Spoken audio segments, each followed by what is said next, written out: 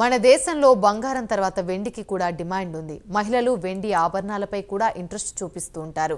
శుభకార్యాలలో వెండి పాత్రలను, వస్తువులను వాడటం మామూలే.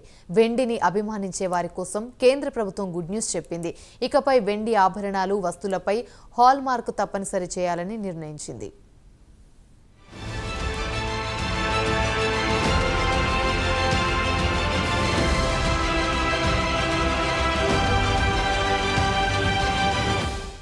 ఈ మధ్య కాలంలో పెట్టుబడి విషయంలో ప్రజల ఆలోచనలు మారిపోయాయి. డిమాండ్ ఉన్న చోటే ఇన్వెస్ట్మెంట్ చేయాలని, షార్ట్ టర్మ్లో డబ్బు సంపాదించాలని రకరకాలుగా ప్లాన్ చేస్తున్నారు. అందుకే ఎక్కువగా బంగారం, వెండిపై పెట్టుబడి పెడుతున్నారు. వెండి, బంగారంపై పెట్టుబడులను సేఫ్ అండ్ సెక్యూర్ ఇన్వెస్ట్మెంట్గా భావిస్తుంటారు పెట్టుబడిదారులు. కాకపోతే నాణ్యత విషయంలో కొంత అయోమయం మాత్రం ఉంటుంది. ఈ అయోమయం నుంచి బయటపడ్డానికే వెండికి కూడా హాల్ మార్కింగ్ విధానాన్ని తీసుకురానున్నారు.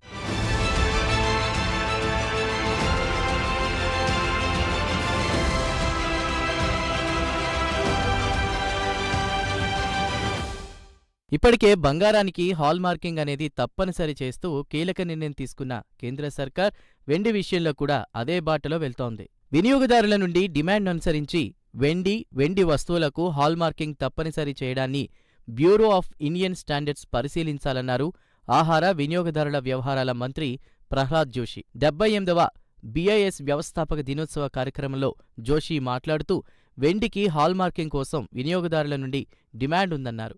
వెండి నగల్లో కల్తీని నిరోధించేందుకు వాటికి హాల్ మార్కింగ్ తప్పనిసరి చేయాలని వినియోగదారుల నుంచి పెద్ద ఎత్తున విజ్ఞప్తులు అందుతున్నాయి. దీంతో ఈ నిర్ణయం తీసుకున్నట్లు జోషి చెప్పారు. BIS ఇందుకు అవసరమైనటువంటి విధి విధానాలు ఖరారు చేశాక అందరితో చర్చించి తుది నిర్ణయం తీసుకుంటామని అన్నారు.